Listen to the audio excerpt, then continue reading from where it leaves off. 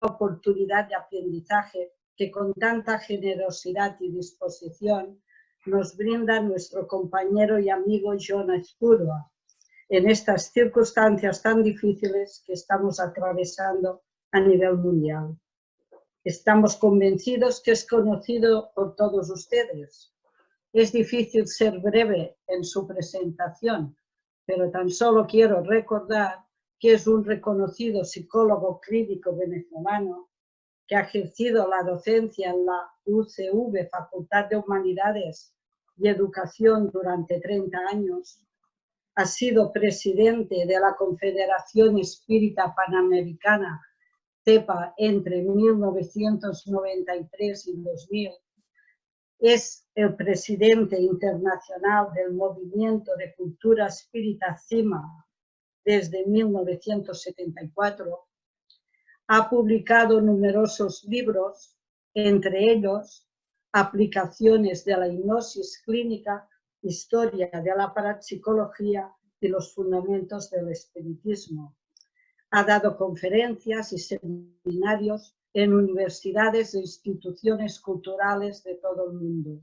Es locutor profesional y conocido por sus programas Valores del Espírita y Grandes Biografías, que se transmiten semanalmente desde el año 2000 para Venezuela y el mundo. Y a todo este bagaje queremos añadir su gran humanidad y la facilidad que tiene para conectar con las personas. Profundo conocedor de lo que realmente es el espiritismo como filosofía y modo de vida, la conferencia que hoy nos ofrecerá ¿Tiene por venir el espiritismo? Nadie mejor que él para dar respuesta a este interrogante que más de uno puede haberse planteado. Jon, cuando quieras. Por esas palabras siempre amables y generosas que desbordan lo que yo pudiera ser y ofrecer. Lo entiendo como una manifestación de enorme afecto de ella y de esa sociedad, fraternidad humana, que ha tenido la amabilidad de convocar a esta reunión virtual. He mirado rápidamente algunas caras y algunas son de personas muy conocidas y muy queridas para mí, y otras que quizás no he tenido el placer de conocer, pero a todos os transmito mi más afectuoso saludo y hago votos porque os encontréis bien, de salud y de ánimo, en compañía de vuestros seres queridos, en esta circunstancia tan difícil que la pandemia nos ha obligado a sobrellevar confinados en casa. Pero lo importante es mantener la esperanza, el ánimo positivo y saber que seguiremos adelante y que el mundo seguirá adelante, como ya lo dije en otra conferencia por este mismo medio, el mundo seguirá adelante. Esto no es un castigo de Dios, son circunstancias evolutivas del planeta que obedecen a razones diversas, pero no es un Dios que nos castiga. De modo que seguiremos adelante porque la humanidad ha de seguir siempre su proyecto y su destino evolutivo. Amigos míos, el tema de hoy, formulado en forma de pregunta, no tiene que ver con un desafío adivinatorio, con una intención profética de mi parte, dones que me son absolutamente ajenos. Siempre he preferido el papel historiador que el de profeta. Es mucho más seguro, de paso, mirar lo que pasó que pretender determinar el porvenir.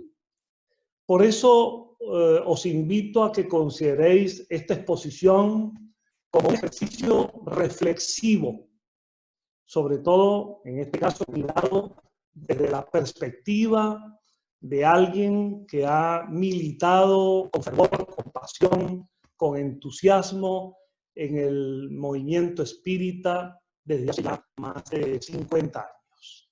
De modo que desde esta perspectiva os invito fundamentalmente a que toméis estas palabras como una invitación a la reflexión, una invitación a pensar, no a pensar como yo pienso, sino simplemente a pensar con cabeza abierta. Hace mucho tiempo en mi vida decidí admitir, creí que ya no había cabida para las verdades absolutas y de que nadie es dueño de la verdad en términos absolutos. La producción del conocimiento tiene un margen de relatividad que nos obliga a admitir que apenas tenemos cada uno de nosotros miradas parciales y que hay que aprovechar las miradas de otros en el medio nuestro espírita y también en el mundo de la cultura en general. Aprovechar el conocimiento que todos nos brindan.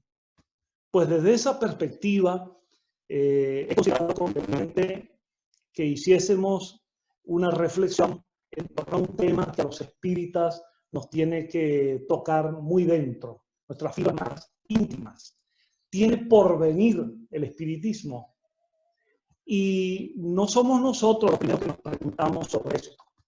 De hecho, desde el momento fundacional del espiritismo, con la obra de Allan Kardec, ya el maestro, el codificador, se planteó este tema en varias ocasiones.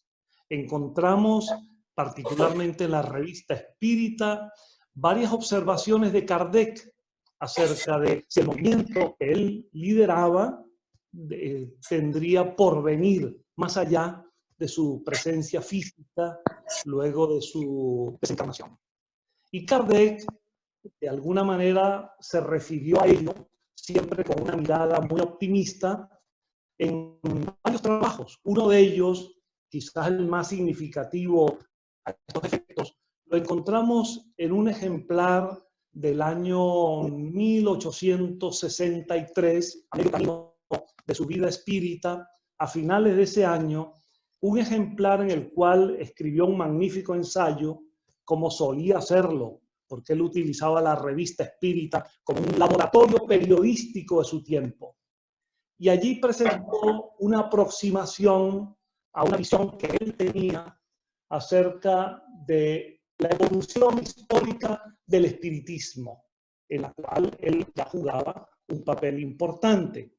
Y él, a modo de ensayo, presentó la idea de que se podían considerar 6 periodos en la evolución del espiritismo, que él denominó en primer lugar el periodo de la curiosidad, que sería el periodo precardesiano, aquel en que se había divulgado por América y luego en Europa el fenómeno de las mesas parlantes, se había convertido en una moda, lo de consultar las mesas, y de alguna manera esa curiosidad fue la que de una u otra forma llevó al nacimiento del espiritismo, cuando el profesor Hipólito de Missard decidió que estudiando ese fenómeno se podía llegar a observar ciertas manifestaciones inteligentes tras estas experiencias y que se podían incluso establecer reflexiones de orden ya de un orden superior.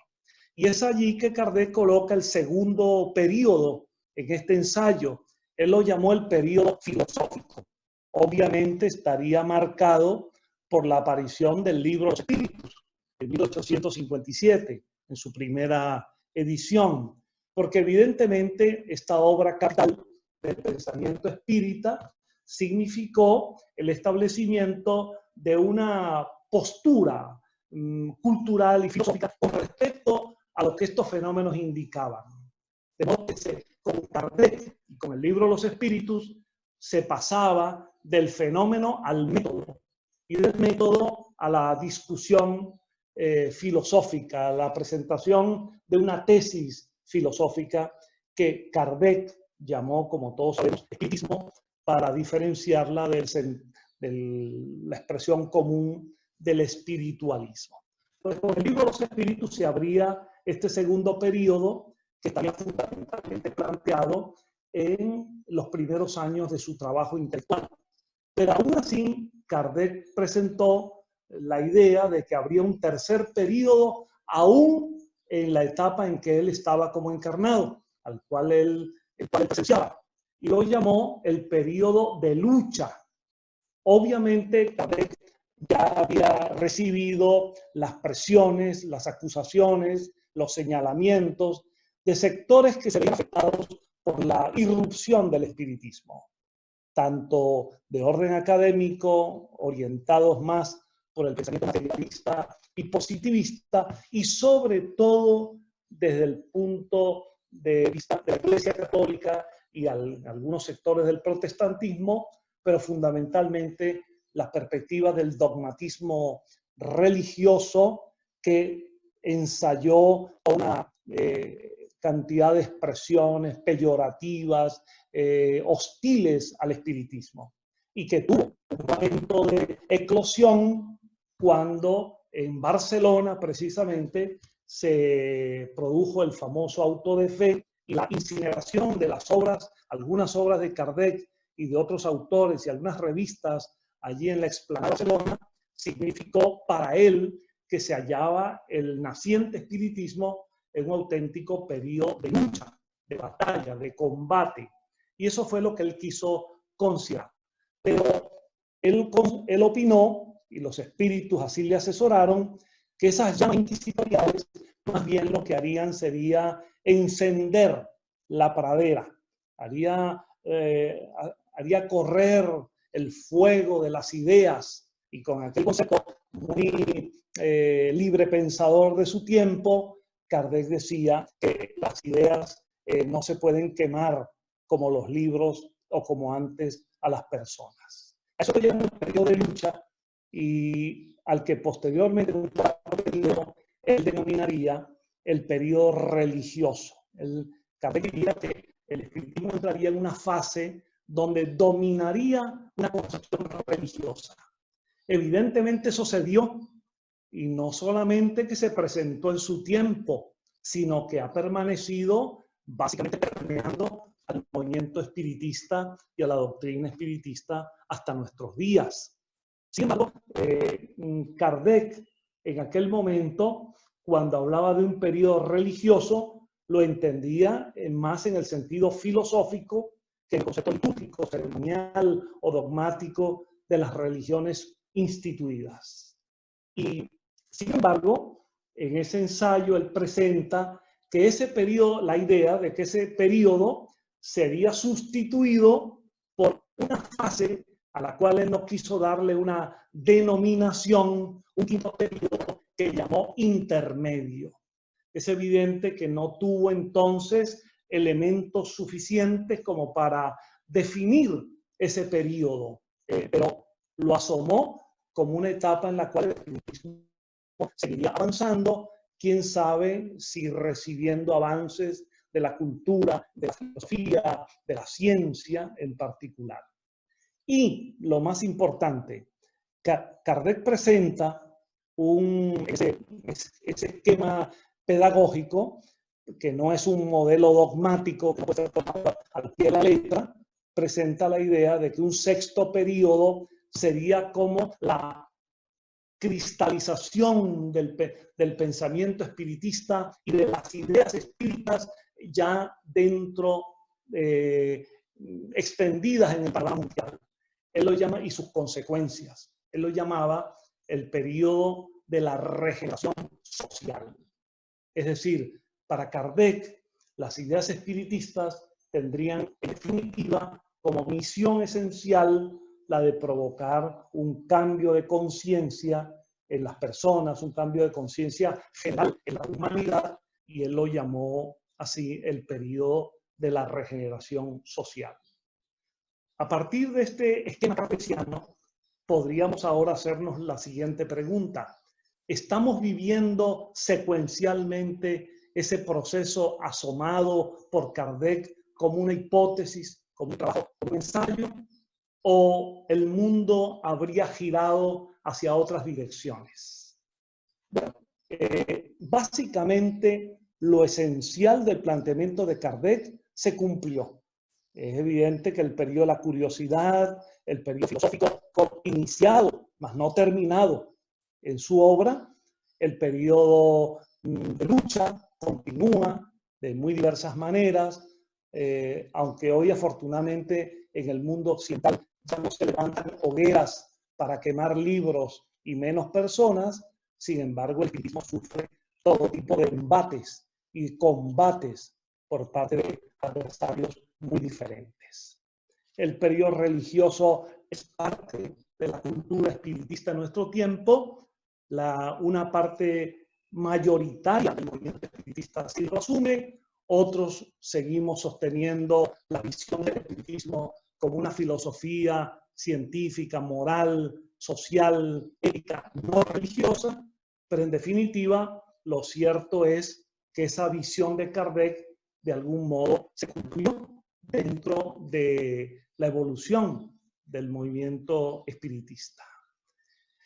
Y lo otro está por determinarse si hemos alcanzado una fase, por ejemplo, de regeneración social a la luz de las ideas espiritualistas, inmortalistas, éticas del espiritismo, con sus conceptos fundamentales de Dios, del espíritu, de la supervivencia, de la reencarnación, de la comunicabilidad espiritual, de la vida universal, o si por el contrario, esa está toda, sería una fase...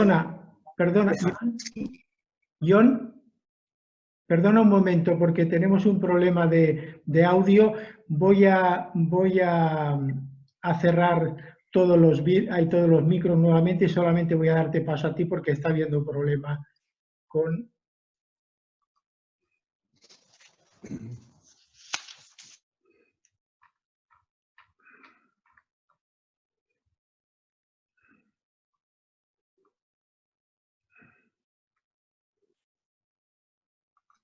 Vale, John, está reiniciado. A ver si ahora funciona mejor. Gracias, Manel. No estoy en condiciones de saber si todo lo anterior se escuchó bien o no se escuchó. Sí, lo que pasa es que sigue habiendo como una interferencia. No sé si es el micro tuyo, porque ahora en principio están silenciados todos los participantes.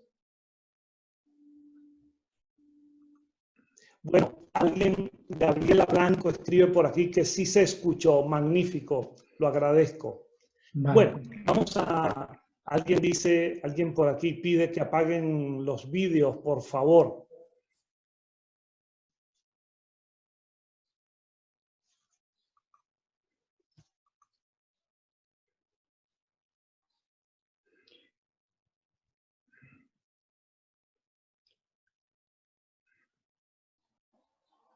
Un momento, John, a ver.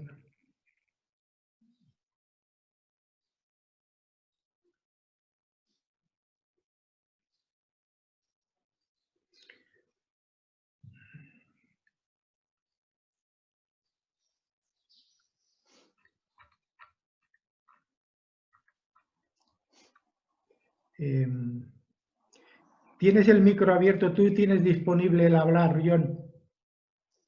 ¿Puedo continuar? Puedes continuar. Lo que pasa es que hay un mal sonido, no sé debido a qué. Bueno, esperemos que no sea un poltergeist que se está produciendo por aquí. Continúa, por favor. Bien. Bueno, en resumen de lo anterior les decía que esa fue una propuesta pedagógica de Kardec, una visión que él señaló en 6 periodos, en los cuales se anticipaba alguna visión que él poseía acerca del porvenir del espiritismo. Hace unos días comentaba con una dirigente espírita muy conocida, una gran amiga, comentaba acerca de la previsión de Kardec con respecto al espiritismo. Y yo le decía que es evidente que se desprende de los trabajos de Kardec, incluso de las comunicaciones mediúmnicas, que él con mucha frecuencia solía incluir en sus libros y luego en obras póstumas encontramos publicadas muchas de ellas, que en su tiempo guardó en su escritorio, que Kardec mantuvo todo el tiempo una visión optimista con respecto al espiritismo. Claro, no podía ser de otra manera, porque solo cuando se trabaja con optimismo es cuando se potencian todas las posibilidades para lograr el éxito. Sin embargo, el optimismo de Kardec quizás en algunos puntos le pudo llevar a creer que el triunfo del espiritismo sería antes de lo que realmente podría ser en el porvenir. De la lectura de los trabajos de Kardec se desprende que él pensaba que a vuelta de 3 o 4 generaciones ya el espiritismo habría alcanzado esa etapa de regeneración social de la humanidad. Kardec pensaba que en el siglo XX, concretamente, como el advenimiento de la era del espíritu, el triunfo glorioso de las ideas de Dios, entendido en el sentido cósmico, universal, no antropomórfico, de la supervivencia espiritual, la trascendencia, la inmortalidad del alma, la reencarnación, la mediunidad como instrumento permanente de información, de contacto, de consuelo entre el mundo desencarnado y el mundo encarnado, la pluralidad de los mundos habitados, todo ese corpus de ideas maravillosas que forman el pensamiento espiritista. Kardec pensaba que en el siglo XX ya esto se habría consolidado en la humanidad. Y ahora hay que decirlo que no fue así. Quizás su optimismo le llevó a imaginar que la evidencia de lo espiritual se impondría más rápido de lo que en efecto ha transcurrido. ¿Y qué lección debemos tomar de aquí? De que debemos ser cuidadosos cada vez que nos refiramos al porvenir de nuestros ideales. El mundo es más ancho, más ajeno y más complejo de lo que podemos suponer. El siglo XX en particular fue una centuria en la cual, como siempre, pero en este caso se acentuaron las contradicciones más evidentes. En 100 años el mundo avanzó en el plano científico, tecnológico y social más que en todos los tiempos anteriores. Sin duda, hubo enormes avances en todos estos campos y se revolucionó la forma de vida de los seres humanos y se consiguieron con logros maravillosos. Pero al mismo tiempo, el siglo XX nos mostró la otra cara, el otro aspecto triste de la condición humana, el egoísmo, la ambición, el deseo de conquistar el poder, los estallidos bélicos que fueron terribles, no solo la Primera y la Segunda Guerra Mundial, sino otras guerras desde Corea hasta Vietnam y otras guerras regionales y subregionales, la irrupción de ideologías perversas, por una parte el fascismo, el nazismo, el comunismo, ideologías todas llenas de ansias de poder y de conquista de la humanidad, todas ellas enmascaradas en falsas ideologías de supuestos avances, de predominios, de liberaciones, de redenciones humanas y sociales, pero que en el fondo no eran sino antifaces de lo que es parte de la condición humana, las ambiciones de poder. Y este asunto de las condiciones bélicas, de las ideologías que se manifestaron en el siglo XX, no es ajeno al análisis del porvenir del espiritismo, no es ajeno al desenvolvimiento del espiritismo. Claro, y aquí algo que quiero transmitirles que me parece de enorme importancia. A la hora que hablamos de espiritismo, hay que tener un cuidado con el sentido de la palabra, porque al menos podemos mirar este término en 2 dimensiones. El espiritismo como doctrina y el espiritismo como movimiento. Y no siempre ambos están sincronizados. De hecho, así como el gran tribuno español Emilio Castelar decía que no hay hombre que esté a la altura de la idea que defiende, casi se puede hacer una extrapolación y decir que no hay movimiento que esté tampoco a la altura de los ideales que defiende. Hay muchas personas enamoradas del espiritismo como doctrina y desencantadas del espiritismo como movimiento. Y esto es algo que se puede constatar a lo largo de las décadas y en todos los países donde el movimiento espiritista funciona. ¿Qué ocurre? Que el movimiento está formado por nosotros, personas encarnadas, que podemos tener contactos con los desencarnados, pero corresponde a nosotros dirigirlo, organizarlo, administrarlo, llevarlo al logro de sus propósitos. Como decía León Denis, el espiritismo será aquello que los hombres hagan de él. Obviamente se está refiriendo al espiritismo. Perdona. Como que vamos a pensar en positivo. Correcto. Están escuchando bien. Bueno, lo que había señalado como una idea fundamental, y me gustaría invitar a pensar sobre ello, es que a la hora que hablamos de espiritismo es importante que sepamos cuándo nos referimos a la doctrina espírita y cuándo nos referimos al movimiento espírita.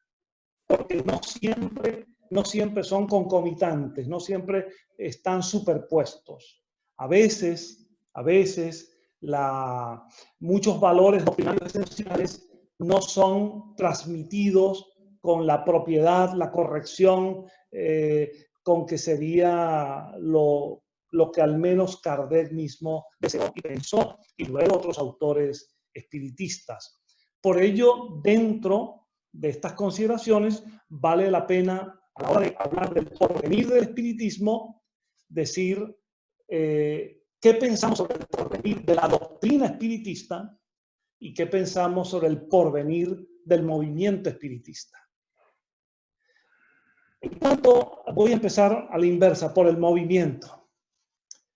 La trayectoria del movimiento espiritista a lo largo de 150 años, que ahora no habría tiempo para resumir, ha sido compleja, accidentada, a veces con diversidad de ramas y hasta de cismas que han aparecido y contraposición de tesis, de opiniones, y a veces esas diferencias, y yo esto lo lamento profundamente, no han sido expresadas en términos de un debate, de un diálogo fraterno, respetuoso, cordial, sino en términos de hostilidad.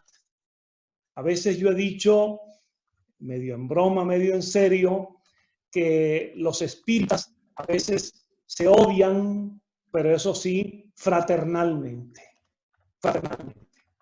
A veces se presentan rencores, se obstaculiza la divulgación de una persona porque no estemos totalmente de acuerdo con lo que dice. A veces hasta libros se prohíbe que circulen porque no queremos que un grupo de adeptos los lean. A veces descalificamos instituciones sin conocerlas. A veces nos negamos a escuchar otros puntos de vista. Es decir, que practicamos aquello que no es diferente a lo que predicamos. Porque cuando hablamos con personas de creencias religiosas, les decimos que aunque piensen diferente a nosotros, es importante que lean el libro de los espíritus o que lean la doctrina espírita. Pero en el seno del movimiento espiritista, a veces hay libros que están vedados, hasta prohibidos, revistas que se desechan, que no se quieren ni leer, porque tienen algún matiz o alguna expresión diferente a lo que pensamos. En ese sentido, la historia espiritista ha sido muy accidentada. Baste solo recordar que al término de la Segunda Guerra Mundial, la antigua Federación Espiritista Internacional, que había hecho un ejercicio de armonía y de entendimiento con diversos sectores espíritas o espiritualistas de América y de Europa, desapareció y se separó, por un lado, la rama latina y por otro lado, la rama anglosajona. Y hasta el día de hoy no ha habido manera de que se produzca un acuerdo, una forma de diálogo inteligente, sino que cada uno tomó su camino sin establecer puentes y vasos comunicantes. Y dentro del espiritismo que podemos llamar latino, básicamente kardecista, nos hemos encontrado con cismas. Ya el propio Kardec vivió y sufrió la arremetida de un sector que se organizó en torno al abogado de Burdeos, Jean-Baptiste Rustain, y su libro mediúmnico, recibió mediúmnicamente los 4 evangelios, y desde allí se produjo en la propia Francia, y después de él, un debate intensísimo y hasta una relación de poca fraternidad entre los espiritistas, que de alguna manera puede ser salvada por la intervención de León Denis, de Gabriel Deland y de otros líderes clásicos del espiritismo francés. Y posteriormente se han producido corrientes diversas a las que yo ahora no me voy a referir, por los matices, por las diferencias interpretativas, que hacen que en lugar de generar un campo de unidad, de acción, que potenciaría mucho al movimiento espiritista, buscando las coincidencias en los puntos fundamentales, pues se exacerban las diferencias, y con eso, en lugar de practicar la unidad y la multiplicación, lo que se practica es la resta y la división de esfuerzos. Sin embargo, el movimiento espiritista marcha a su ritmo, quizás lento, pero en general va marchando. Ha sufrido diversas situaciones en escenarios en Europa, en América. La Segunda Guerra Mundial produjo un desastre al movimiento espiritista. España mismo vivió antes la guerra civil, la implantación de una larguísima dictadura que, entre otros movimientos, al espiritismo lo persiguió y prácticamente lo redujo casi a su mínima expresión, y que solo ahora, con el restablecimiento de la democracia, es que se ha logrado, con el esfuerzo de muchas personas, de espíritas de magnífica actuación, se ha logrado recuperar una parte de aquello que fue en otros tiempos. Y al mismo tiempo, las persecuciones que el movimiento espiritista vivió en el fascismo italiano, en el nazismo alemán, en el comunismo soviético, también significaron que el movimiento espiritista se redujo considerablemente en muchísimos países. La evidencia es que la más importante experiencia de éxito del movimiento espiritista ha sido la que se ha dado en Brasil, en un Brasil inmenso por su población, y en un Brasil donde, por la idiosincrasia de su pueblo, las ideas espiritualistas, mediúmnicas, reencarnacionistas, tienen muy buena acogida, y el movimiento espiritista ha crecido de una manera estupenda, extraordinaria, aunque sigue siendo un sector minoritario dentro de la población de Brasil. Pero a los efectos del movimiento espiritista, Brasil significa el mayor movimiento espiritista del mundo. Y hay que tomar aquí buenos ejemplos para que en cada uno de nuestros países podamos avanzar en la dirección de lo positivo, sin que necesariamente eso implique, aprovechando la visión ética, caritativa, social, filantrópica, su gran impulso editorial, sus grandes movimientos y federativos, pero al mismo tiempo sin que eso signifique que debamos tomar o copiar o imitar ciertos modelos evangelísticos que prácticamente lo colocan como una neorreligión. Y al respecto, pues habría mucho que considerar. En resumen, el movimiento espiritista tiene por venir en tanto en cuanto él cumple una labor.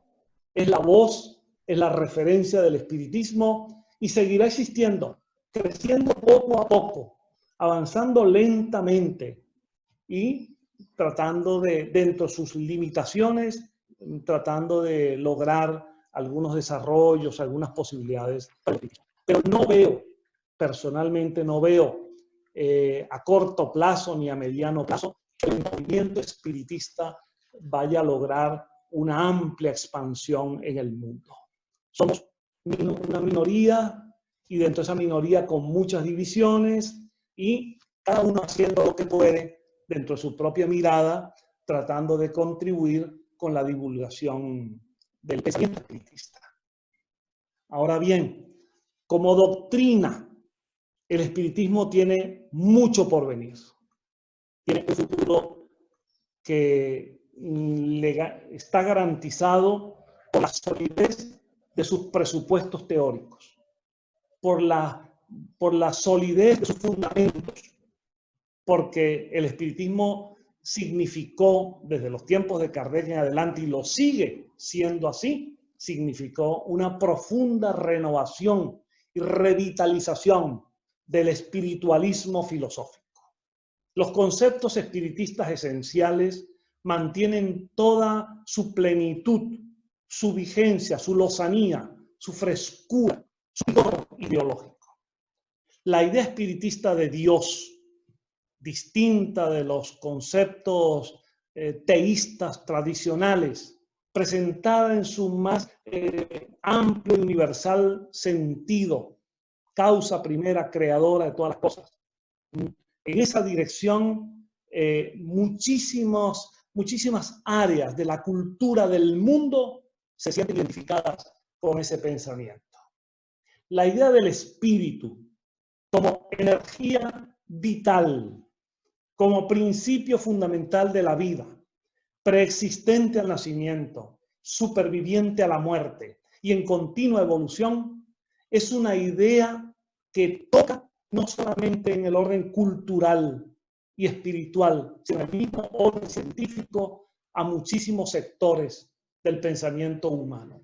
Bastaría registrar buena parte de la bibliografía existente en el mundo de la psicología, de orientación positiva, transpersonal, o de la parapsicología y otras ramas parecidas, del humanismo psicológico, para darnos cuenta que hay todo un movimiento de ideas alrededor de concordar en el reconocimiento de la existencia del espíritu. La reencarnación, lejos de ser apartada como un dogma del antiguo hinduismo o un concepto esotérico de las filosofías del siglo XIX como la teosofía, la reencarnación ha cobrado un vigor inusitado a partir de los trabajos experimentales de numerosos investigadores que no tienen contacto con el movimiento espiritista, ni espiritualista, ni esotérico, simplemente como resultado de sus trabajos de investigación y experimentales. En ese sentido, la doctrina espiritista, y para no hablar también de la mediumnidad, de sus enormes posibilidades como instrumento de exploración del mundo del más allá, de las relaciones entre la humanidad invisible y la humanidad visible. Los trabajos de investigación a partir del establecimiento experimental de los fenómenos paranormales y avanzando a partir de allí hacia campos como la tanatología, las investigaciones de vida después de la muerte, experiencias clínicas reversibles, experiencias de salida del cuerpo, desdoblamiento, memoria lejana, experiencias de tipo paranormal que apuntan en la dirección del reconocimiento esencial de los principios doctrinarios del espiritismo. Veo mucho por venir allí, porque veo que trasciende nuestras fronteras y nuestras parcelas, nuestras siglas, nuestras letras, y va más allá al encuentro del pensamiento humano. Es más, alguna vez, por hipótesis, un ejercicio imaginativo que alguna vez planteé en mi institución en Venezuela, en Caracas, en el Movimiento de Cultura Espírita Sima, alguna vez planteé para la discusión y para el análisis un ejercicio anticipatorio en el tiempo. Imaginemos 100 años o más aún, o 200, quién sabe si habiéndose producido como producto del esfuerzo cultural, científico y de investigación en el mundo y la voz de los propios espíritus desencarnados que insuflan ideas a quienes investigan y estudian, quién sabe si habiéndose producido un reconocimiento oficial de las ideas espíritas, o espiritualistas en este contexto en general, quién sabe si ya no harían falta como tales centros, sociedades o federaciones espiritistas. Algo así como si pudiéramos en ese ejercicio imaginario hacernos esta pregunta. Antiguamente, aquí lo digo como preámbulo ahora, antiguamente hubo necesidad de que se fundaran en grupos de iniciados y de gente más preparada, ajenas a la mayoría social, se formaban grupos o comunidades de tipo pitagórico o posteriormente sociedades capitanas para estudiar el concepto heliocéntrico que era minoritario y que era visto como una herejía. Eran necesarios centros copernicanos cuando el dogma oficial científico y religioso era el sistema geocéntrico. Pero una vez que el heliocentrismo pasó a ser parte de la cultura dominante, o para decirlo en lenguaje de Kuhn, del paradigma dominante, ya no haría falta, como haría falta hoy, que se funde un centro copernicano para divulgar algo que hasta los niños de primaria estudian y aprenden en la escuela. Si la idea del espíritu, la reencarnación, la mediunidad, estuviese ya concebida dentro de los esquemas del pensamiento humano, no sé si harían falta centros espiritistas para decir aquello que estamos diciendo ahora, cuando esto formaría parte de la cultura ya implantada. Por eso creo, mis amigos, que el espiritismo como doctrina, y sobre todo si insistimos en su carácter racionalista, humanista, laico, libre pensador, como visión ética, que no aspira a crear una nueva religión para competir con las demás religiones, que no se presenta a sí mismo con el lenguaje muy subjetivo de lo que en un momento dado presentó Kardec como la tercera revelación, que fue apenas una visión del momento, sino como un concepto filosófico amplio, capaz, tolerante, respetuoso, plural, diverso, como una filosofía profundamente humanista, puede tener y va a tener un enorme porvenir. Yo voy a finalizar diciéndoles que estoy convencido que tanto el espiritismo como movimiento va a seguir, debe seguir y debemos seguir transitando en él. Yo animo e invito a todos los espiritistas, a todos, sin excepción, a seguir con esperanza, con ánimo y con intención, trabajando por el espiritismo. A vencer el desánimo y la apatía, a no sucumbir al deseo de refugiarse en casa leyendo libros espíritas y dejar a los centros espíritas aislados. Cada uno en su centro, en su institución, en su sociedad, trabajar con buen ánimo por el espiritismo, a partir de los núcleos centrales donde cada uno se encuentran, centros, sociedades, federaciones.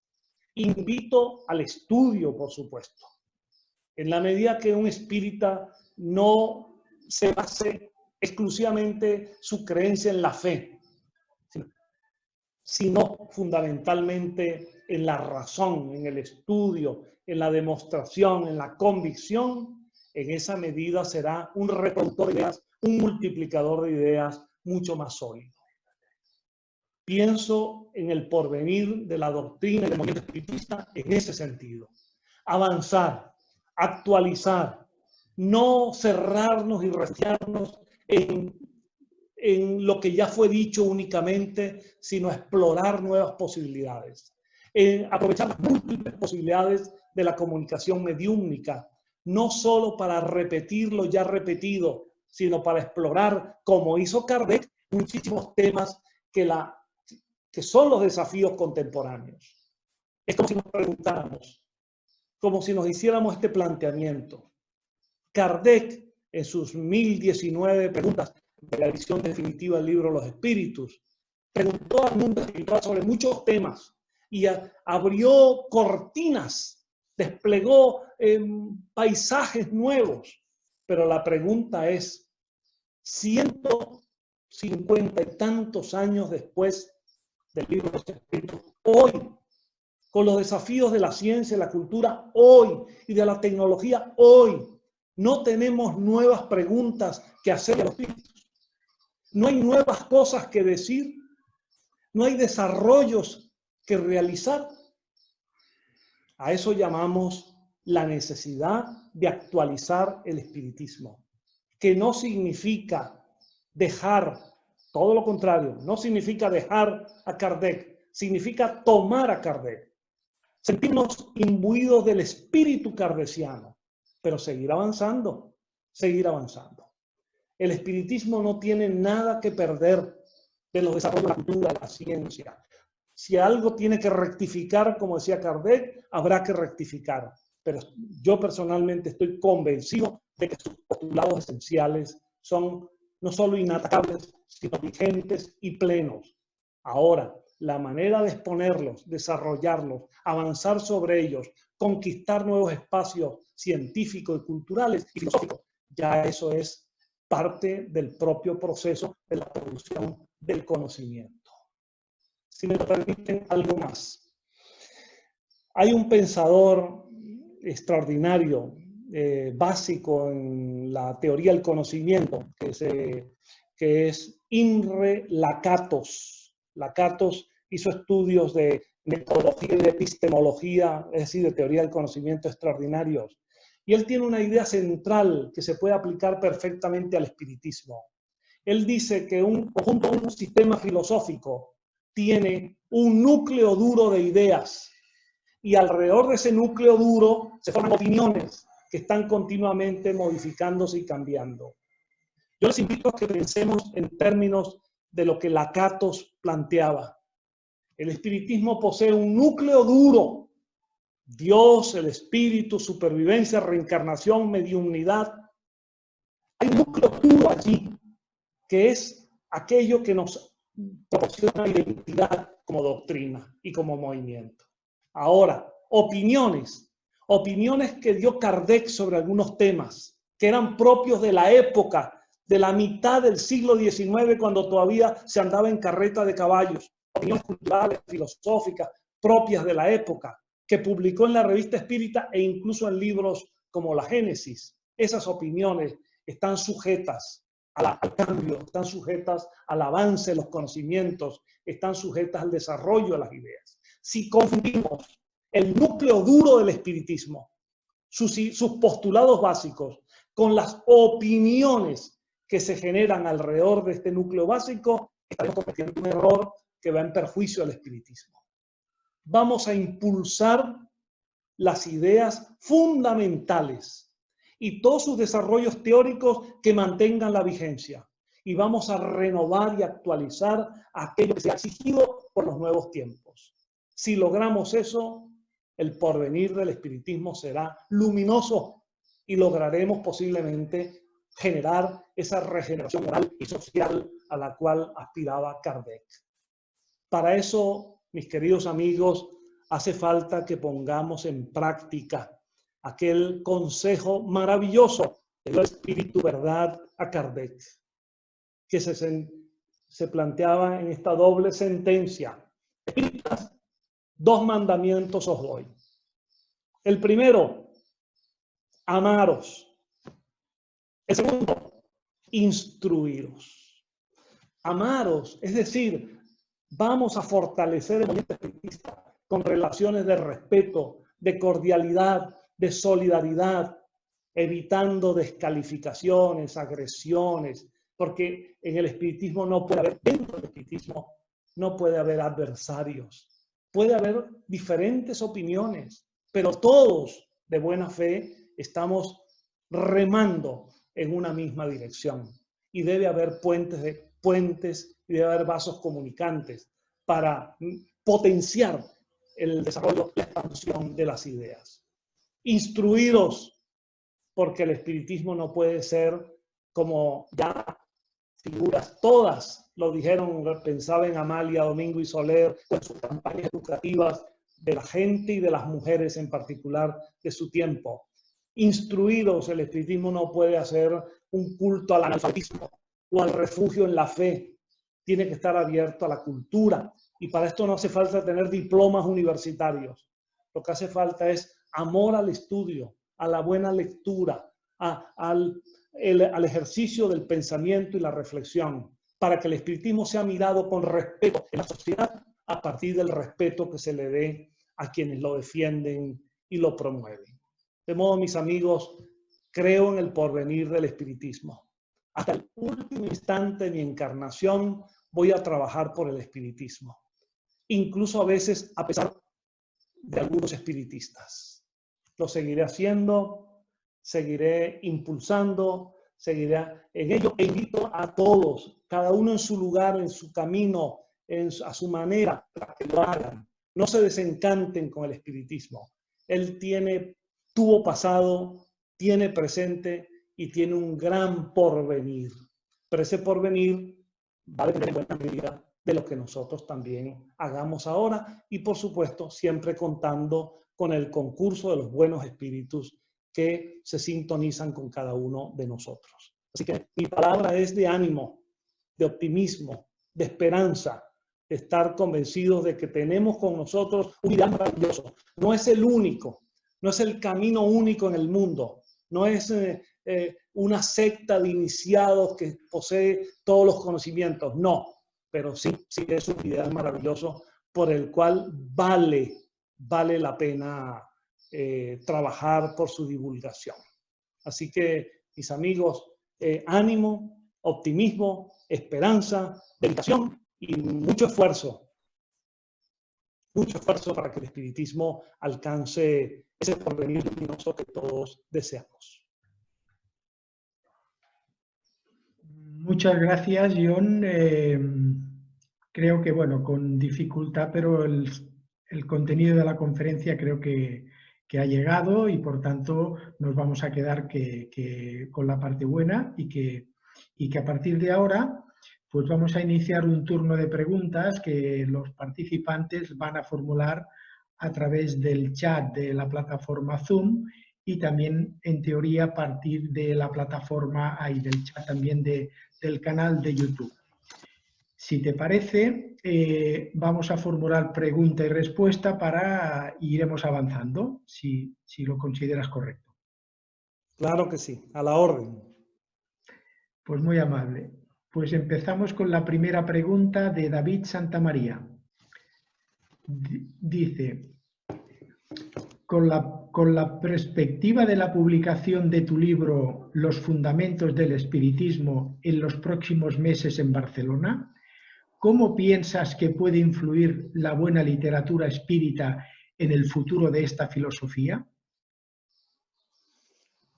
Bueno, quedaría mal que yo hiciese propaganda para un libro mío, pero la oportunidad es buena para yo agradecer a los amigos de Cataluña, en este caso a Josep María Torres, editor, y a otros más, el mismo David Santamaría, que es una figura estupenda del pensamiento y del movimiento espiritista contemporáneo.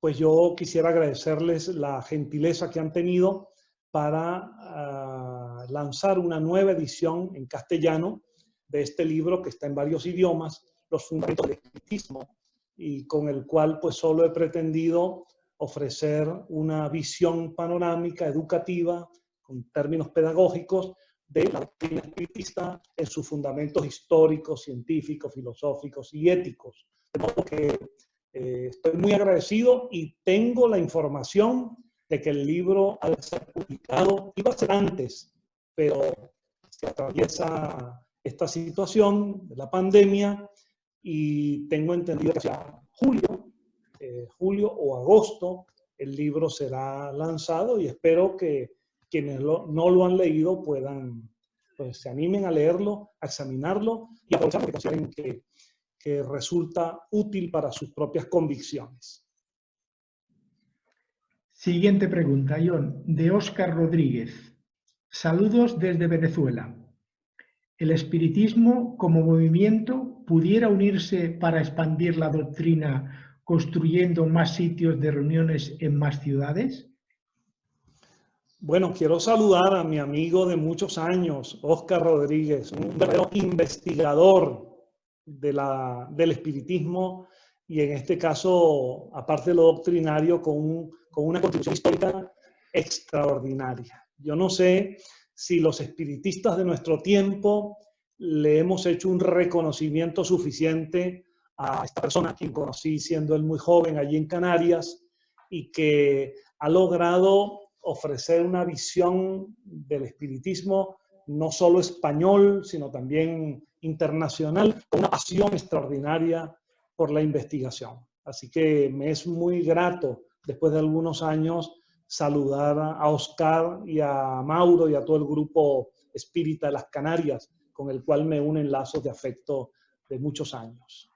Óscar y amigos, no es fácil concretar la idea de unión dentro del movimiento espiritista. La historia nos muestra que eso siempre, intentar unir grupos diversos, siempre atraviesa con dificultades. Por ejemplo, yo citaba lo que ocurrió con la antigua Federación Espiritista y Espiritualista Internacional. Para que no lo sepan, les comento ahora que durante varias décadas coexistieron en su seno, en el seno de esa federación, movimientos que no solamente eran distintos, que reunían espíritas y grupos de países tan distintos como Inglaterra, Suecia, Alemania, España, Francia, Italia, Suráfrica o la India, sino que además de esas distancias culturales, había un problema que lo sigue habiendo de orden conceptual que es muy difícil de resolver. Para el movimiento espiritista latino, particularmente kardecista, la reencarnación es un postulado central. No se concibe espiritismo para nosotros, espiritismo sin reencarnación. Pues en el movimiento espiritualista anglosajón, allí la reencarnación es una creencia voluntaria. Una parte importante de ese movimiento, incluyendo a los espíritus que se comunican, no admiten la reencarnación. Esto le puede resultar difícil a personas que están aproximando al espiritismo. ¿Cómo un espíritu puede no creer en el espíritu? Y ocurre. ¿Cómo un espíritu puede no creer en la reencarnación cuando él mismo puede atestiguarlo? Y ocurre. No todos los espíritus son espiritistas. Hay espíritus en las más diversas creencias religiosas y filosóficas. Hay muchísimos espíritus que se comunican en las sesiones y tienen un concepto absolutamente materialista y negador del espíritu. Y ustedes dirán, ¿cómo esto es posible? Quizás algún día podamos ofrecer una conferencia sobre nuestras experiencias prácticas en el campo mediúmnico para que se mire ese panorama que ya Kardec lo mostró, particularmente en el libro El cielo y el infierno. No es fácil hacer esa unidad, ni siquiera la unificación, pero sí se pueden ensayar por etapas algunos procesos de acercamiento, partiendo en primer lugar de que nadie, ningún grupo, federación o institución nacional o internacional puede pensar que posee el monopolio de la verdad y que todos los demás que se quieran acercar tienen que admitir textual y literalmente lo que allí se plantea. Un acercamiento respetuoso para el aprovechamiento de las ideas, de lo bueno que hay en la bibliografía de todos, porque no hay libro que no tenga algo importante, algo bueno, alguna contribución. Una actitud así, fraterna, amable, generaría bases para encuentros y ya se verá en el porvenir en qué medida se podrían establecer hasta centrales espíritas más unificadas, aún dentro de la pluralidad de opiniones. Yo creo en la pluralidad siempre y cuando esa pluralidad signifique un diálogo respetuoso, abierto, sin descalificaciones. En resumen, Óscar y amigos, es un proceso muy difícil, pero hay que intentar avanzar al menos estableciendo relaciones personales cordiales y a partir de allí explorar escenarios comunes, eventos comunes, áreas de trabajo comunes, dejando a cada quien sus respectivas interpretaciones en aquellos puntos en los cuales haya divergencia de opiniones. Otra pregunta de Julio Casas. Cuando dice a pesar de algunos espiritistas, ¿a qué se refiere? No sé en qué contexto lo han... No sé en qué contexto lo está preguntando el amigo. Si él quisiera escribir mejor la pregunta, lo agradecería. Vale. Porque quizás yo en alguna frase dije que seguía trabajando por el espiritismo a pesar de algunos espiritistas. Quizás en ese contexto. Esa es una expresión que yo he sacado de algún contexto porque a veces le digo a las personas cuando doy una conferencia sobre la fraternidad, sobre el afecto, y las doy más en el plano de la psicología, yo digo que hay que querer a la gente a pesar de la gente. Porque a veces hay personas que nos topamos en la vida, caramba, que actúan con cierta hostilidad, con agresividad. A veces puede ser que la merezcamos, pero a veces no. Y a veces también dentro del espiritismo, del movimiento espiritista, ha ocurrido eso. Pero es que esto no es nuevo. Esto no es nuevo. Ya a Kardec le ocurrió. Yo les invito a los amigos que puedan acceder por internet, lo pueden hacer, a la revista Espírita, que son 11 años, casi 12, en los cuales Kardec trabajó intensamente, mes tras mes. Allí hay muchísimos trabajos en los cuales se confiesa Kardec, se retrata Kardec, en algunos aspectos que no están en sus libros, porque tenía algunos tintes personales.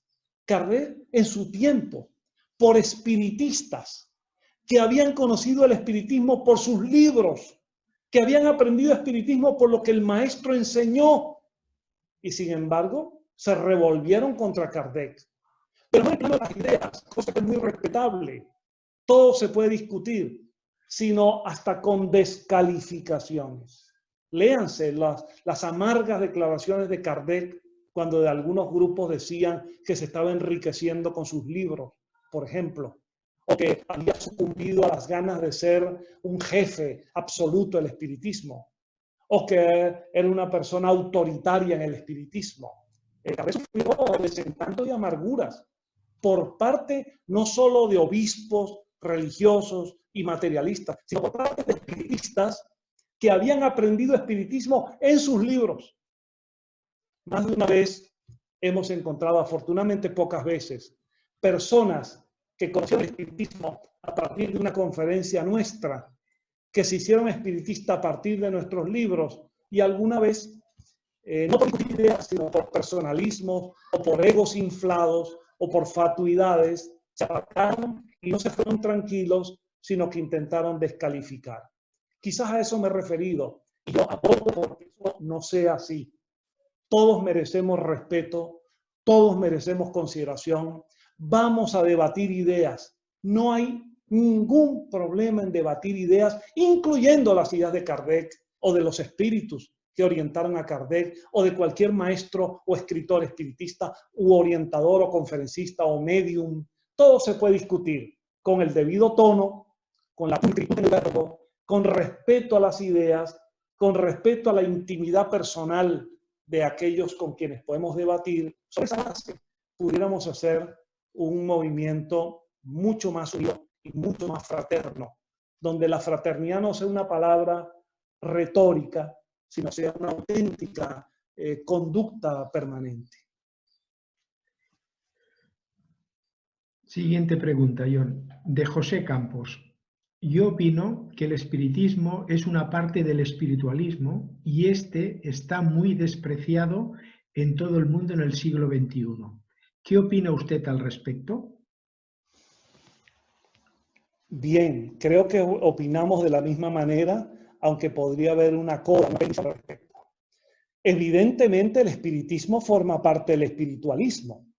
El propio Kardec, ya en la introducción del libro Los Espíritus, lo colocó en el orden no solamente semántico, sino filosófico y conceptual, cuando dijo aquello de, luego de haber explicado lo que gramatical y filosóficamente es el espiritualismo, como sistema genérico de pensamiento que da preeminencia al espíritu, dijo, pero para ideas nuevas se requieren palabras nuevas y hace falta dentro del espiritualismo un término que indique lo específico de esta corriente de pensamiento que nace a partir de estas manifestaciones de los espíritus. Y dijo, vamos a llamar a esto espiritismo, que forma parte, como lo establece el libro de los espíritus, de la filosofía general del espiritualismo. Y el argumento kardecista es clarísimo. Todo espiritista es espiritualista, pero no todo espiritualista es espiritista. De modo que eso está claro, forma parte del espiritualismo. Solo que también hay muchos espiritualismos. Hay espiritualismos religiosos occidentales, cristianos, por ejemplo, judíos. Hay espiritualismos orientales, religiosos. Hay espiritualismos esotéricos, como la teosofía, el rosacrucismo, el martinismo y otras corrientes más. Y el espiritismo tiene un ámbito específico más delimitado en cuanto a sus principios fundamentales, coincidiendo en algunos. Por ejemplo, el espiritismo kardecista y la teosofía de Blavatsky coinciden en algunos aspectos esenciales. Una visión cósmica de Dios, la reencarnación. Sin embargo, difieren esencialmente en la conceptualización del fenómeno único que la teosofía desecha y en otros puntos más. De modo que el espiritismo, sin duda, es espiritualismo. Nuestro amigo dice que el espiritualismo en el siglo XXI está mal catalogado, mal considerado. En general es así.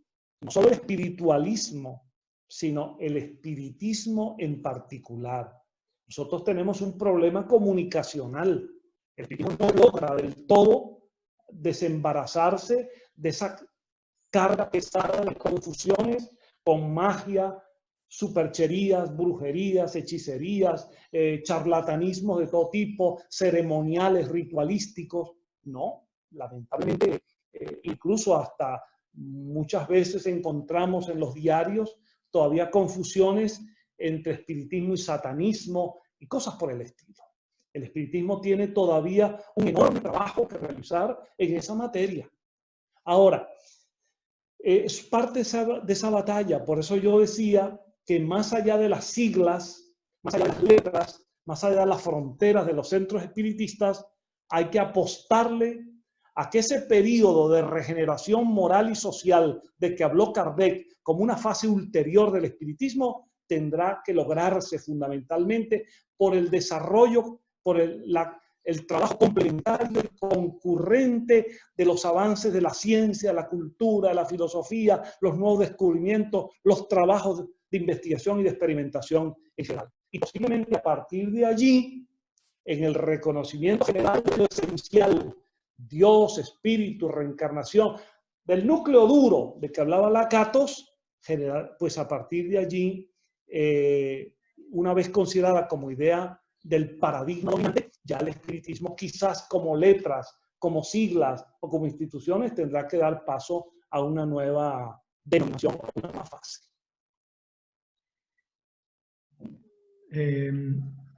Otra pregunta de José Garrido. ¿Tendremos ocasión de ver a John presentar su libro en Barcelona? Escuché que José Garrido, caramba, un gran amigo de allí de Barcelona y su compañera también. Me honra mucho la amistad de ambos. Bueno, no quisiera alargarme sobre lo del libro, pero el poder estar allí en Barcelona, en esa ciudad tan grata y de tantos recuerdos para mí, igual que Tarrasa, no va a depender ni de los organizadores, ni de los editores, ni de mí, sino de la evolución de la situación y lo que ocurra, que no podemos predecir, obviamente, en cuanto a la culminación de esta epidemia y las limitaciones para los viajes. Pero estoy seguro estoy seguro que además de esta relación virtual, tendremos oportunidad nuevamente de estrecharnos en un gran abrazo fraterno y quizás hacerlo en la ocasión de presentar el libro. Muy bien. Otra pregunta. Óscar de Sant Cugat. En los orígenes del espiritismo, el vínculo con los movimientos sociales anarquistas fue muy poderoso, al menos en España. No sé en otros lugares.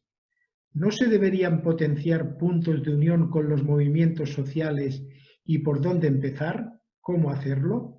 Los próximos años serán muy difíciles para nuestra sociedad.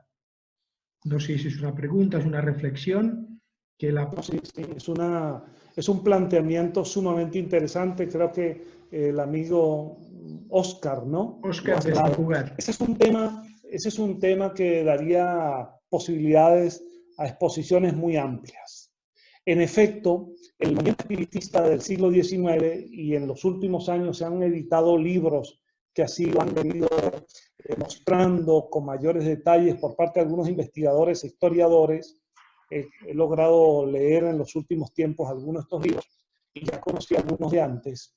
El espiritismo en España, en general, tuvo un desarrollo muy interesante, no solo a partir de la emoción que generaron los libros de Kardec, después que no solamente que Maurice Lachatre los trajo a España, el capitán Lagier, sino también que Fernández Colavida hizo las traducciones en su tiempo magníficas hasta el día de hoy de las obras de Kardec, y generó una emoción enorme, y naturalmente era una época en que la presión clerical era tan fuerte que obligaba casi que de manera natural a que los grupos que se sentían hostigados por la presión clerical y algo inquisitorial, de alguna manera se relacionaran entre sí a pesar de sus diferencias.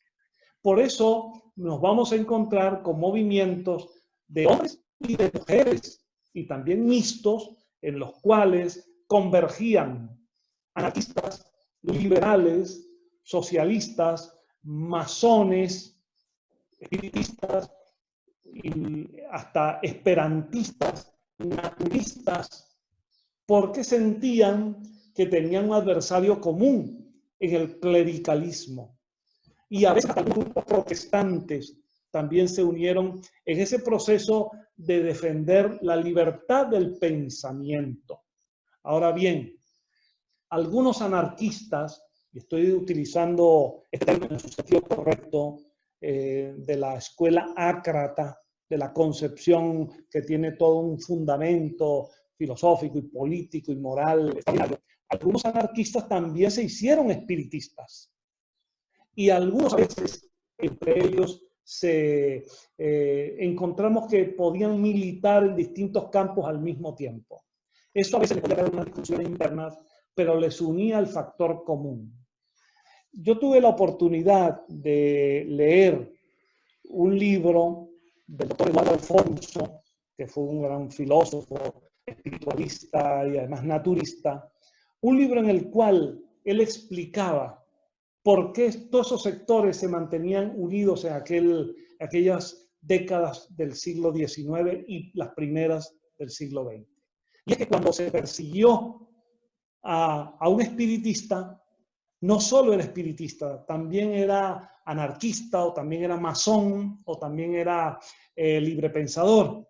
Y a veces se persiguió a algunos naturistas, y alguien podría decir, ¿y por qué? A los defensores como el doctor Capo y otros más de esta concepción tan hermosa de la vida, ¿por qué se les perseguía? Es porque la mayoría de esos naturistas o eran teósofos, o eran espiritistas, o eran masones, o eran socialistas, o eran liberales, o eran librepensadores. Había un factor de convergencia en todo ello.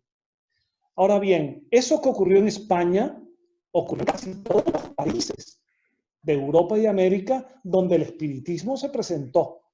Por ejemplo, en Francia hubo movimientos claramente anarquistas y espiritistas al mismo tiempo. Y de hecho, Bouverie, espiritista y anarquista muy declarado, escribió un libro muy sonado en su tiempo con traducción al español, titulado El espiritismo y la anarquía. Ocurrió también en Argentina, en México, en Venezuela, en otros países, en Puerto Rico. Allí hubo una líder muy famosa, una mujer extraordinaria, de esa estirpe de las mujeres como Amalia Domingo y Soler, como Mercedes Pardo Bazán, como Clara Campoamor, como Rosario de Acuña, Belén Zárraga y otras más. Esta mujer se llamó Luisa Capetillo y escribió en su tiempo libros por la defensa de las mujeres, por los derechos de las mujeres, y lo hacía como anarquista y como espiritista. Y a veces escribió trabajos desde el espiritismo para decirle a los anarquistas que eran sus compañeros porque ella es espiritista. Y escribió libros para decirle a los espiritistas porque ella era anarquista. De modo que ese es un fenómeno que tiene características mundiales, sobre todo en el siglo XIX y una parte importante del siglo XX. Luego ya prácticamente se diluyó y esas relaciones ya no tienen la fuerza, el pegamento que las unía en aquella época. Pero sin duda, estoy convencido de que un espiritismo que salga de las fronteras de los centros espíritas tiene que salir al encuentro de las diversas corrientes del pensamiento y encontrar, sobre todo, corrientes del pensamiento que actúen sobre valores fundamentales, para decirlo en la trilogía laica republicana francesa, valores de libertad, de igualdad y de fraternidad. Porque es difícil para el espiritismo tener convergencia con doctrinas totalitarias que son el sostén de movimientos y de dictaduras perversas en distintos países. Una nueva pregunta de Ana. Profesor, ¿qué opina de la expansión del espiritismo a través de las redes sociales? Caramba, pienso que es lo que se impone en los tiempos que corremos. Pienso que hay que darle la mayor importancia al empleo de las redes sociales y sus múltiples recursos tecnológicos como este, que nos permite aún confinados comunicarnos. Ahora bien, eso no significa, y esto es muy importante, quizás esté todavía esto muy fresco para pensarlo en profundidad, hay que tener cuidado con enamorarse tanto de este sistema que caigamos o sucumbamos a la tentación de proscribir, reducir, minimizar o hasta liquidar el contacto personal. Quienes hemos disfrutado de una militancia espírita, quienes hemos sentido el calor de un abrazo de los espiritistas después de una conferencia, la emoción en una cena de compartir ideas y también gratos momentos, ese contacto humano no creo que va a ser sustituido por la virtualidad. Ahora bien, aprovechar estos recursos, sí, pero pensar que vamos a hacer un espiritismo en las redes sociales, descartando o minimizando, subestimando el centro espírita, el encuentro personal, creo que sería irnos a un extremo. De paso, todavía no logro conseguir cómo se podría realizar dentro del movimiento espiritista algo que es tan importante para nosotros como la experiencia mediúmnica. No sé si podemos hacerla virtualmente. Eso que hay experiencias de psicofonías, experiencias de contactos con los espíritus por voces electrónicas, pero amigos míos, la mediunidad es una capacidad humana. El contacto con los medios, con los directores de sesiones, con los asistentes, el encuentro humano y fraterno, el clima armonioso que genera la sesión mediúnica, eso no está por ser sustituido por redes sociales. De modo que demos al César lo que es del César. Las redes sociales, muy importantes, y vamos a aprovecharlas. Y en estos tiempos de pandemia, mucho. Pero una vez que volvamos a las calles, volvamos a nuestros centros espíritas.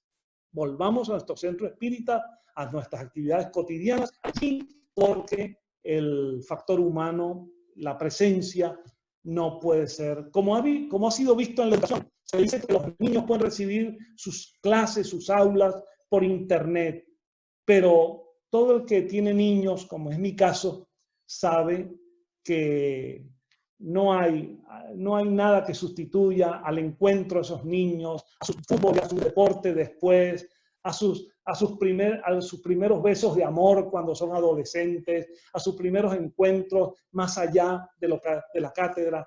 De modo que pongamos en su justo valor la tecnología de la comunicación y pongamos en lugar fundamental el valor humano del encuentro personal.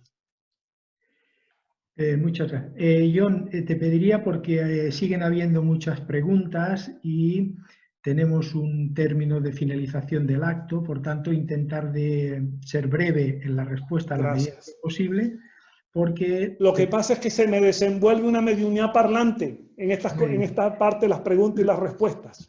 Nosotros lo agradecemos más que nada, es decir, estamos a tu disposición y por nuestra parte encantado de que puedas estar el tiempo que quieras respondiendo a las preguntas, pero por un término prudente de no agotar. No, seremos breves. Vamos a simultanear alguna pregunta a través del canal de YouTube. Hay una de Vicente Lumbreras que dice: ¿cómo discriminar los mensajes de los espíritus con nuestros propios pensamientos? Manel, ¿y cómo ser breve con una respuesta ante semejante pregunta? Yo puedo decir algo aquí, pero pudiéramos invitarnos para una nueva o para otra oportunidad sobre ese tema, mediunidad y comunicación mental. Supongo que por nuestra parte, por todos los participantes, yo como tengo el micro abierto, soy el que tiene posibilidad de... Ya nos pondremos de acuerdo. Solo le digo al amigo que ha preguntado que ya en su tiempo Kardec, como lo hizo, por ejemplo, se dieron cuenta de las enormes dificultades que entrañaba la praxis mediúmnica y la interferencia del factor mental del medium, de los directores de sesiones y de los asistentes. No es un proceso fácil. De hecho, la comunicación en general, porque la mediunidad es un proceso comunicacional, como lo estableció muy bien el profesor Herculano. La mediunidad, en ese proceso comunicacional, tiene barreras, tiene ruidos, tiene interferencias. Hay códigos que se pueden cambiar o modificar o no entenderse adecuadamente. Y en la mediunidad ocurren ese tipo de situaciones, de interferencias anímicas. Particularmente tenemos más de 4 décadas de experiencia práctica mediúmnica. Hemos visto de todo en ese campo, pero puedo asegurar, como ya Kardec lo señalaba y los maestros del espiritismo, que existen maneras, hay recursos, hay instrumentos que se aplican adecuadamente para discernir acerca de aquello que en la práctica mediúmnica es proveniente de manera prístina y transparente del espíritu y aquello que puede resultar de la interferencia mental del medio en forma consciente o en forma subconsciente. Muy bien. Otra pregunta de Vicky. Conferencia enriquecedora y muy positiva, amigo John.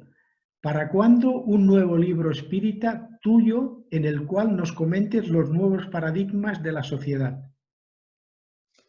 Bueno, para Vicky un abrazo fraterno, muchísimas gracias y con el mayor gusto estaremos hablando en la oportunidad que sea sobre este tema tan importante. Yo estoy convencido de que, y voy a contar mi libro Los Fundamentos del Espiritismo, precisamente, de que podemos hablar con propiedad en el sentido kuhniano del término de un paradigma espírita. El espiritismo posee las dimensiones ontológicas, nociológicas, metodológicas, axiológicas para colocarse como un paradigma de la contemporaneidad, del mundo contemporáneo. Ahora, requiere eso un esfuerzo de trabajo. Hay mucha gente trabajando en eso, espíritas muy lúcidos, trabajando en ello, pero hace falta aún mayor concreción. Hablaremos de ello, del paradigma espírita frente a otros paradigmas. Muy bien. Siguiente pregunta, de Juan José Torres Fernández. ¿Hasta qué punto los fenómenos de sincretismo posteriores a Kardec que pudieran existir en el espiritismo son determinantes para la evolución y el futuro del mismo? Manel, te ruego que repitas la pregunta, Sí. porque aquí no se escuchó bien. ¿Hasta qué punto los fenómenos de sincretismo posteriores a Kardec que pudieran existir en el espiritismo son determinantes para la evolución y el futuro del mismo? Bueno, Juan José Torres, bueno, mi mayor respeto intelectual y mi mayor afecto fraternal para uno de los más lúcidos pensadores espiritistas que tenemos, no solo en España, sino en el espiritismo contemporáneo, y que hace una labor estupenda, y yo le animo a que siga, insista, profundice y multiplique ese enorme esfuerzo divulgativo que ya está dando muchos frutos. El sincretismo es una situación frente a la cual el espiritismo ha fijado siempre posición, pero frente a la cual todavía no logramos despegarnos del todo.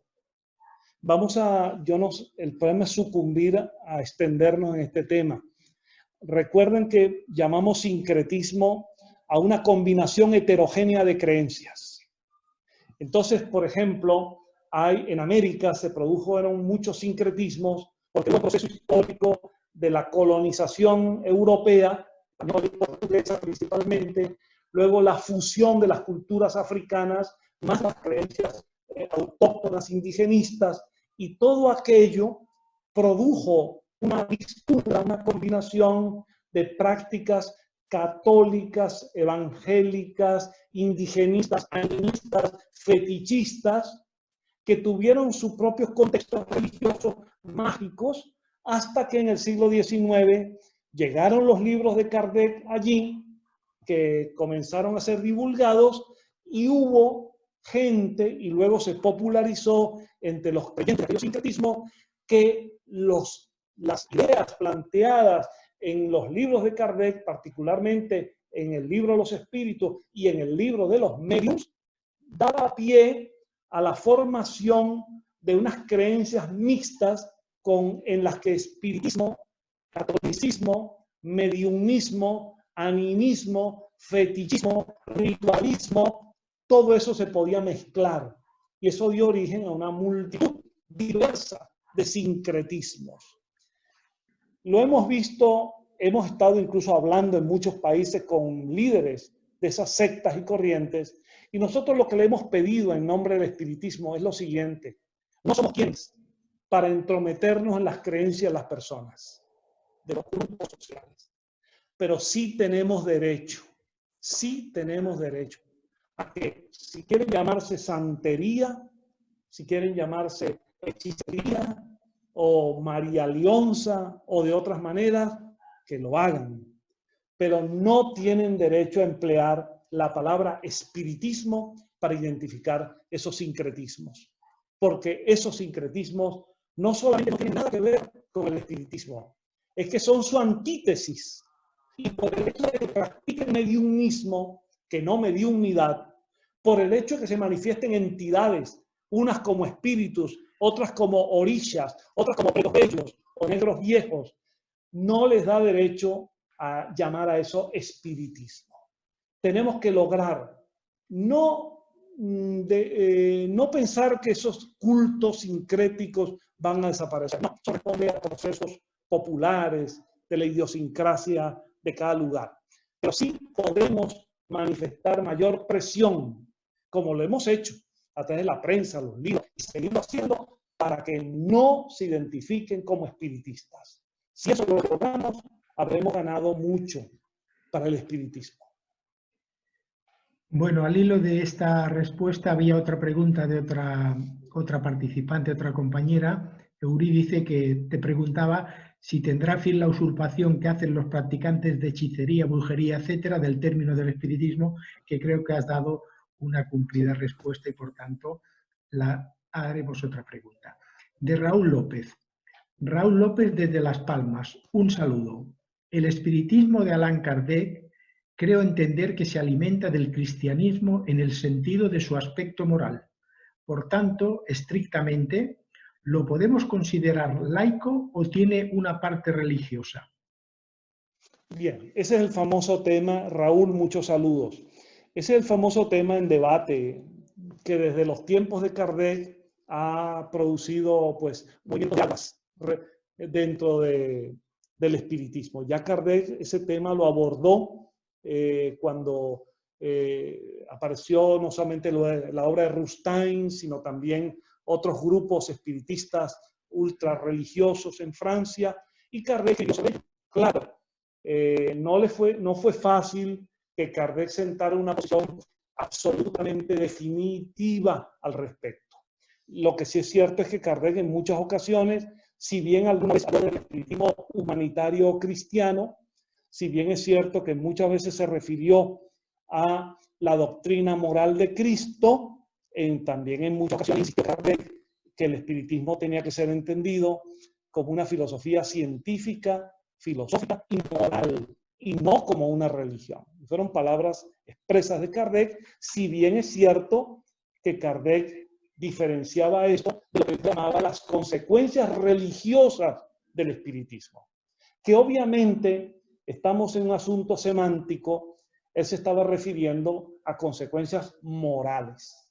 Cuando él escribe el libro, El Evangelio según el Espiritismo, que inicialmente se iba a llamar Imitación del Evangelio, y luego él y los espíritus le asesoraron para que lo estableciera con el nombre de otra manera, el Evangelio según el Espiritismo, insistió muchas veces en la concepción espiritista de Jesús, como decían los espíritus y dicen los espíritus, como el modelo a seguir en la humanidad, la máxima esperanza de perfección de la humanidad. Es decir, nuestro cariño, admiración, respeto profundo por Jesús está allí.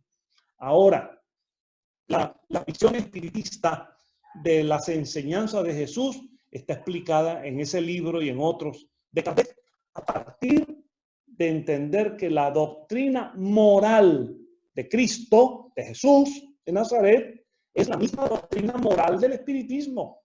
Como también podríamos decir perfectamente, la doctrina moral de Siddhartha Gautama, el Buda, es la misma moral espírita.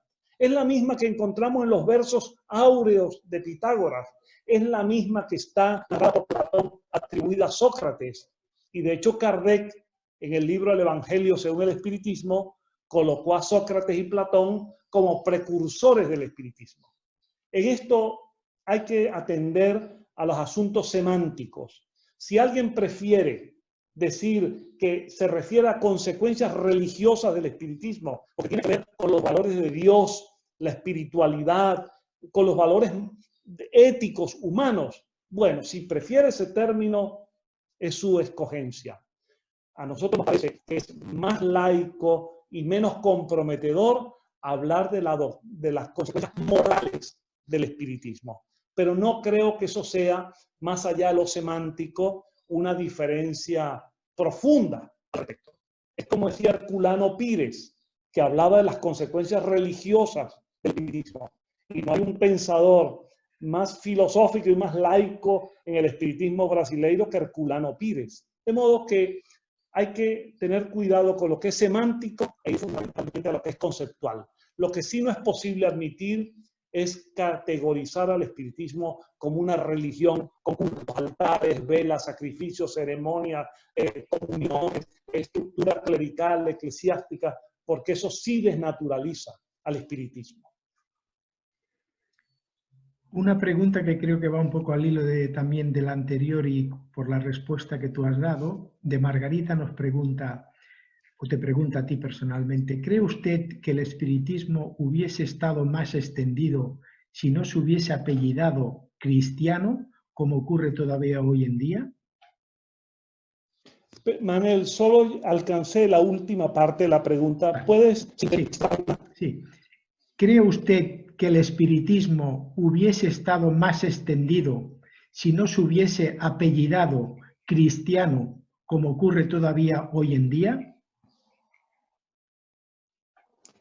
Bueno, A mí me gusta mucho, desde muchacho que entré en el espiritismo, los fundadores del movimiento encima me la leyeron y me la repitieron, de Fernández Colavida. Fernández Colavida decía en el Congreso de 1888 en Barcelona, él decía, debemos acostumbrarnos a usar el espiritismo sin adjetivos.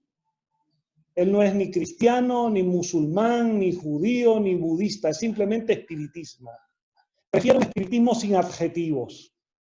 Si se utiliza el adjetivo cristiano, que en la obra de Kardec lo vamos a encontrar algunas veces, muy pocas, pero algunas, estaríamos sectarizando a un movimiento que tiene un sesgo universalista con las características de un movimiento religioso típicamente occidental. Entonces, más de una vez nos hemos preguntado si en algunos países de otras culturas asiáticas, por ejemplo, musulmanas, como ocurrió en Egipto, por cierto, y en Turquía, se les ocurriese hablar de un espiritismo basado en todos estos postulados nuestros, pero su moral, como resultado de la influencia religiosa de su lugar, lo llamasen espiritismo musulmán, ¿eso agradaría a los espiritistas de buena parte de Europa o de América? Es más, me gustaría decirles que cuando fui presidente de la Confederación Espiritista Panamericana, la ahora Asociación Internacional Espírita CEPA, tuvimos relación con una sociedad espiritista llamada La Pirámide en el Cairo, sociedad que querían tener relaciones con la CEPA, porque a ellos les agradaba el planteamiento de la CEPA de que es mejor un espiritismo sin adjetivos religiosos, porque ellos que son de orientación musulmana, ellos dicen que son progresistas, en tanto en cuanto admiten todos los postulados del espiritismo y practican la mediunidad conforme a las normas del libro de los medium, pero su moral, su cultura está inspirada por el Islam. Y ellos decían, aceptan en Venezuela, en Brasil, en España, en Francia, que hablemos de un espiritismo islámico, de la misma manera que preferimos que se hable de un espiritismo no cristiano, no judío, no musulmán, que sea capaz de abarcar, como quería Kardec, una ética universal, inspirada en la doctrina de Jesús, inspirada en la doctrina de los grandes maestros, pero que mantenga el sentido de no sectarizarnos a partir de creencias religiosas determinadas. Otra pregunta, también creo yo, por el aspecto terminológico, de Víctor da Silva pregunta: ¿no sería mejor desprendernos de la palabra espiritismo para facilitar al ser humano la predisposición a aceptar esa filosofía? Un saludo para mi amigo Víctor da Silva de Caracas, del CIMA de Caracas. Tema que hemos discutido mucho también allí en Caracas y en otros lugares. Evidentemente, sabemos y reconocemos que la palabra espiritismo tiene una carga mediática negativa. No hay por qué negar que en la opinión pública en general la palabra espiritismo tiene esa connotación negativa, a pesar de los inmensos esfuerzos que ha hecho el movimiento espiritista durante siglo y medio para mejorarlo. Claro, depende mucho de cada ciudad, de cada país, de cada contexto, pero en general, desde el punto de vista comunicacional, es así. Esto ha llevado, y esto no es nuevo, a que se hayan intentado crear denominaciones diferentes para el espiritismo, con la intención de salvar esta situación. Por ejemplo, aquí en España, en el siglo XIX, fue muy frecuente que los centros espiritistas se llamaran asociaciones de estudios psicológicos, sociedades de estudios psicológicos. Y todavía en Argentina fue muy frecuente que las instituciones se llamaran sociedades de estudios psicológicos y eran centros espiritistas, con lo cual los psicólogos comenzaron a protestar, porque evidentemente no eran, a menos desde el punto de vista académico, centros de psicología. Y recuerdo el libro Dialéctica y Metapsíquica y Espiritismo del padre Palmés, donde criticaba que los espiritistas españoles abusaban y se tomaban el nombre de psicólogos sin haber ido a la universidad a estudiar psicología. Luego aparecieron las asociaciones de estudios parapsicológicos. Los centros espiritistas sucumbieron a la tentación de llamarse centros de parapsicología. Algunos decían que era por problemas legales, pero en el fondo era una manera de evadir este problema comunicacional. En Venezuela se creó un movimiento que vino a ser presentado en el Congreso Internacional Espiritista de 1934 en Barcelona. El libro, ese congreso, lo pueden consultar por internet todos los que quieran. El Congreso Espiritista Internacional, Barcelona, 1934. De ese centro espiritista de Barquisimeto, centro espiritista Evolución, vinieron representantes a presentar oficialmente la propuesta de que el espiritismo fuese cambiado de nombre. Y ellos ponían el nombre Heliosofía, sol de sabiduría. Porque según ellos, en una ciudad de Venezuela, en Barquisimeto, los espíritus le habían dicho, incluyendo a Kardec dentro de esos espíritus, que eso era lo que correspondía a los nuevos tiempos. El Congreso de Barcelona desechó esa proposición. Allí hombres como Manuel Porteiro y Humberto Mariotti de Argentina se batieron, y también el profesor Asmara y otros más se batieron para que el espiritismo fuese respetado en su denominación. Bueno, en Italia apareció otro movimiento, el movimiento de ultrafania. Hubo centros de ultrafania o ultrafánicos que practicaban también el espiritismo y la mediunidad, conforme a los métodos kardecianos, pero querían evadir el término espiritismo y sus connotaciones negativas. Bueno, así pasó con la metapsíquica. Cantidad de instituciones pasaron a llamarse metapsíquicas, cuando no eran metapsíquicas en el sentido que Richet había dado esta palabra, sino que eran centros espiritistas que querían evadir el problema comunicacional del mal nombre de la palabra espiritismo. Y luego aparecieron grupos psicobiofísicos, psicobioenergéticos, y así, y últimamente psicotrónica y otras cosas por el estilo. De modo, al amigo Víctor da Silva y los demás, esta situación es antiquísima. Y lo que ha demostrado la historia es que todos esos nombres han sido efímeros. Todas esas propuestas no han triunfado, no han tenido éxito, porque nuestra palabra, nos guste o no nos guste, sea o no nuestro calvario o nuestra cruz, nuestra palabra se llama espiritismo.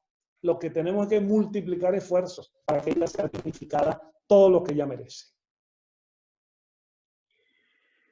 Bueno, John, ahora te voy a realizar ya la última pregunta y después pasaremos al tema ya de agradecimientos y creo que daremos por finalizado este acto. La última pregunta la realiza Vicente Lumbreras y pregunta: ¿no cree que es muy importante proponer y difundir modelos sociales basados en los principios básicos del espiritismo?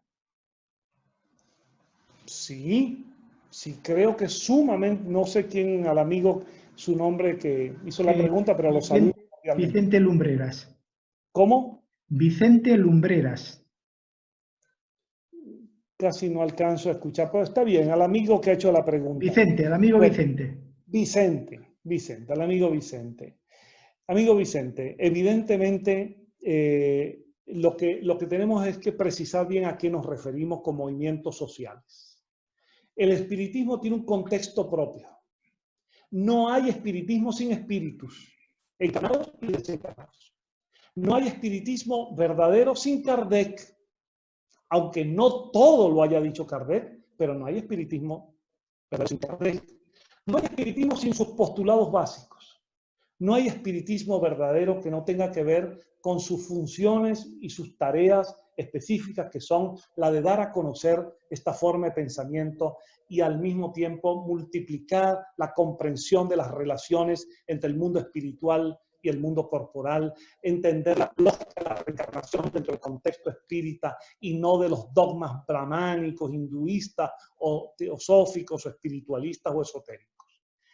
Ahora bien, si eso está claro, evidentemente que el espiritismo posee notables consecuencias morales y sociales. El gran espiritista argentino Manuel Porteiro, de quien escribimos una biografía y lo llamamos el fundador de la sociología espírita, Porteiro acentuó en ese campo, diciendo que evidentemente las ideas espiritistas deberían generar una enorme transformación social, como quería Kardec. Ahora bien, cuando hablamos de movimientos sociales, Hay ahí una frontera un poquito delicada, quizás posiblemente esto sea para otra conferencia, una frontera muy delicada entre lo que es sociológico o social y lo que es política partidista. Un espírita, y esto hay que decirlo claramente, un espírita como ciudadano puede y hasta debe, si lo desea, participar en esos movimientos sociales que signifiquen progreso para el mundo, que signifiquen conquistas para la libertad, para la justicia social, que signifiquen avances para el mundo, que signifiquen reivindicación de los derechos de la mujer, del niño, reivindicar los planteamientos ecológicos, inscribirse allí. Ahora, hay una frontera a veces tenue, delicada, que hay que tener mucho cuidado de traspasar, en nombre del espiritismo, hacer esa participación incluso en los medios políticos. Nosotros somos partidarios de que la política como arte general de conducción pueda ser entendida y hasta discutida en los centros espíritas. Pero la política partidista, la militancia partidista en una corriente determinada en cualquier país, sea el producto de la acción particular de ese espírita que como ciudadano actúa interpretando los valores espíritas para producir esos cambios en la sociedad. Pero pensamos que sería riesgoso y peligroso para la unidad del espiritismo hacerlo en nombre del movimiento espiritista, porque eso generaría un ruido, una distorsión, unas enormes complicaciones. Cada vez, y lo ha habido, que un grupo espiritista se ha pronunciado en materia de política partidaria por una corriente ideológica determinada, o ha participado en nombre del espiritismo, comprometiendo al espiritismo una tendencia determinada, el que ha sido sacrificado siempre ha sido el espiritismo. De modo que me permito sugerir que se diferencie la acción personal del espírita, que yo estoy convencido de que no debe ser un espírita que está solamente para comunicarse con los muertos en el más allá, como dice el vulgo. No, que ese espiritista que solamente quiere estar en una dimensión metafísica y nebulosa. No, creo un espíritu activo, socialmente activo, progresista, de avanzada, con los cambios en el mundo para los avances en materia de libertad, de justicia, de derechos. Pero pienso que el movimiento espiritista tiene que ser respetado y no comprometido con ninguna interpretación partidista. Lo creo de corazón. Es más, la experiencia me dice que cada vez que se ha comprometido al movimiento espiritista en una tendencia partidista en la política, el espiritismo ha sido sacrificado. Me permito hacerte la última que acaba de entrar y ya sí que rogamos brevedad y el tema del término de agradecimiento. De Eloísa Ogallar pregunta: ¿se cree en la Virgen en el espiritismo? Perdón, Manel, tienes que volverme a repetir. Hay mucho ruido. Sí. Eloísa Ogallar pregunta: ¿se cree en la Virgen en el espiritismo? ¿Me está preguntando si yo creo en el espiritismo? No, si se cree, la pregunta es: ¿el espiritismo cree en la Virgen? Ah, en la Virgen. Me angustió lo que escuché. Bueno, si el espiritismo cree en la Virgen. Bueno, en términos conceptuales del dogma cristiano, obviamente no. Obviamente no. En el sentido dogmático, en el buen sentido de esta palabra, de la Virgen María, que habría sido inmaculada. No. Honestamente, la visión espírita, que parte del concepto de Jesús hombre y no Dios, hombre nacido de su madre y de su padre y con sus hermanos, que llevó su vida carnal con un cuerpo fluídico como todos, que es nuestro periespíritu, y con un cuerpo carnal como todos los espíritus encarnados. Y por lo tanto, esa concepción un tanto, iba a decir mágica, pero no quiero ser peyorativo, esa concepción del dogma según la cual la madre de Jesús habría mantenido esa ausencia de contacto incluso con su esposo y habría producido el nacimiento de Jesús por una vía miraculosa, pues realmente no es la concepción espírita. Pensamos, eso sí, tenemos por María, madre de Jesús, por su padre José, pues obviamente el mayor afecto y el mayor respeto, pero la concepción espírita no parte de eso, como se lo podríamos decir a alguien que fuese de la cultura hinduista y nos preguntara también sobre las vírgenes en la India o como hubo vírgenes en Egipto, como hubo vírgenes que son arquetipos religiosos mitológicos, incluso en la cultura griega. De modo que no, honestamente la visión espírita es una visión humanista y coloca a Jesús como el mayor espíritu en evolución encarnado en la tierra, siempre en proceso evolutivo, viniendo de etapas anteriores y siempre avanzando más, pero en términos de profundidad humana. Muchas gracias, John.